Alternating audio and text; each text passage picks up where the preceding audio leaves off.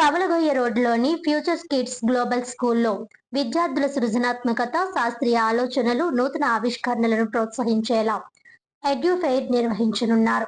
August 15, 16 తేదీల్లో జరిగే ఈ ప్రదర్శనలో సుస్థిర అభివృద్ధి లక్ష్యాలు, రోబోటిక్స్, కృత్రిమ మేధస్సు, శాస్త్ర సాంకేతిక ఆవిష్కరణలకు సంబంధించిన విద్యార్థుల వినూత్న ప్రాజెక్టులు, నమూనాలు, ఆవిష్కరణలను ప్రదర్శించనున్నారు. విద్యార్థుల్లో సృజనాత్మకత, విజ్ఞానం, శాస్త్రీయ దృక్పథం, నూతన ఆలోచనలు, ప్రతిభను వెలికితీసేందుకు ఈ కార్యక్రమం వేదికగా నిలుస్తుందని పాఠశాల ప్రిన్సిపల్ శేషగిరిధర్ మల్భవరపు తెలిపారు.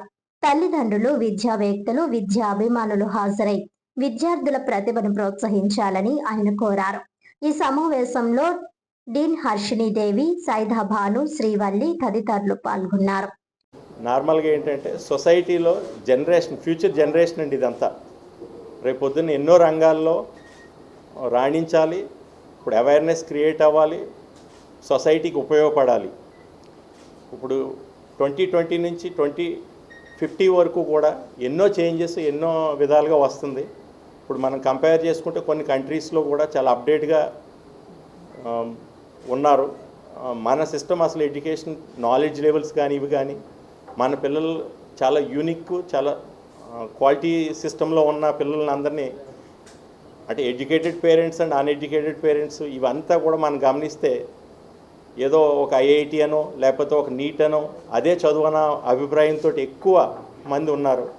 ఇలాంటిది ఇప్పుడు పబ్లిక్లోకి మీ అందరి సహకారంతో ముందుకు తీసుకెళ్ళి చదువు ఒకటే కాదు, చాలా విధాలుగా కూడా ఎన్నో తెలివితేటలని తెలుసుకోవచ్చు, ముందుకెళ్ళవచ్చు, వాళ్ళ ఏంటంటే జీవితంలో మంచి పొజిషన్ చూడవచ్చు అని దీంతో మనం ఈ ఫెయిర్ పెట్టడం జరిగింది. ఇది మీ అందరూ సహకరించి ప్రాపర్గా కొంచెం కమ్యూనికేట్ అయితే జెన్యూన్గా చాలామందికి ఉపయోగపడుతుందండి. దాని గురించి ఈ ఫెయిర్ పెట్టాము. ఇది 15వ తారీఖు నుంచి 16వ తారీఖు వరకు జరుగుతుందండి. 2 రోజులు ఓపెన్ అందరికీ, పబ్లిక్ కూడా. లాస్ట్ ఇది మేము 10-11 ఇయర్స్ క్రితం ఒకసారి చేసాము సైన్స్ ఫేర్. అప్పుడు దగ్గర 5,000 to 6,000 క్రౌడ్ మాకు బయట నుంచి రావటం అన్నీ జరిగినాయి.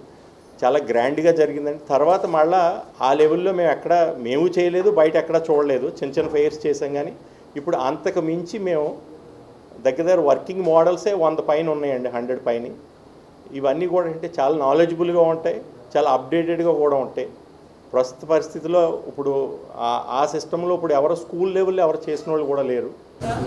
ఒక ఫ్యూచర్ లీడర్స్ లాగా డెవలప్ అవుతున్నారు. ఇందాక సార్ మాట్లాడారు, ఈవెన్ యావరేజ్ స్టూడెంట్ కూడా ఒక 70-60% వచ్చిన స్టూడెంట్ కూడా బయటకు వెళ్ళి 1-20 లక్షల నుంచి 2 కోట్ల వరకు శాలరీస్ సంపాదిస్తున్నారండి ఇక్కడ నుంచి వెళ్ళిన వాళ్ళు.